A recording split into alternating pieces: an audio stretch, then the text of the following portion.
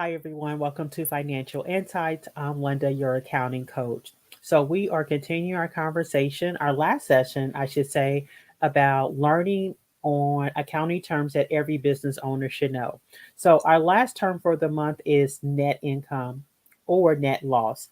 And there's a lot of misconceptions about what that means and what actually, if it actually should be measured regarding small businesses and nonprofits.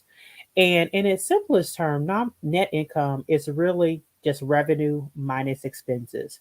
So as your organization starts to grow, you'll have revenue minus expenses, minus taxes, minus interest, and that's your net income. So if net income is positive, great, that's a net income. If it is negative, it is a net loss.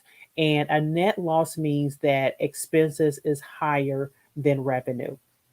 And one of the misconceptions about net income or net loss is that it's the same as cash, and that is not the case. So if your revenue is $100 and your expenses is 50, so that means your net income is $50. And so just because you have $50 in net income does not mean you actually have $50 in the bank.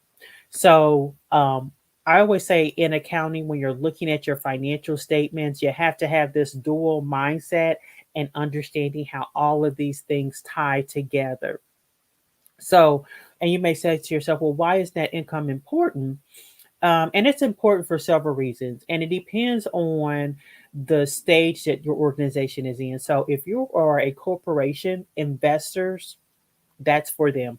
They are looking at net income and net loss because they want to calculate earnings per share. If you are a small business or nonprofit, you know what? You're really just looking at managing that cash to make sure that there's cash coming in the door so you can actually pay the bills. You can, make the product or services or be able to, if you're a nonprofit, to put on the programs and services. So, with once again, this is why I say, you have to understand I would say your stakeholders when you're looking at your financial statements, understanding, okay, who am I sitting in front of? Because if you're sitting in front of a lender, yes, they are going to look at your net income because they want that income they want to see that gradually increase. They want to see some traction. Now, if you're a corporation, those investors, they want that number, to be continually growing and growing and growing.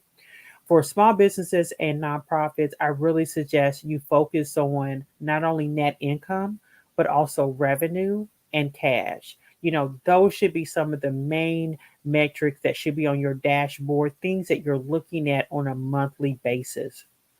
So, if you have not looked at your net income for the last 3 months, I would suggest you do that. I always recommend when you're looking at your financial data, always look at like a trend.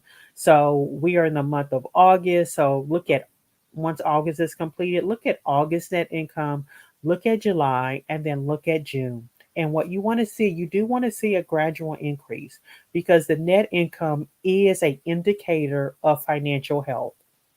So, once again, if it's gradually increasing, that's an indicator that your organization is on its way.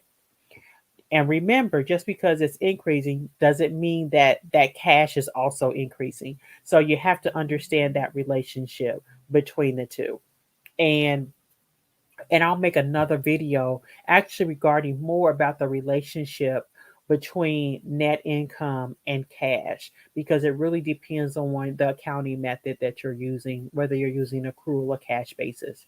So, you know what? Let that be your homework for this month. You know what? Go back, look at the last 3 months of net income and then also cash and just see what it tells you. And if you have questions, definitely contact your accounting professional to understand what's going on. And if you do need help, definitely contact us at Insight Financial Group. We'll love to help you. So we will see you next time. Take care.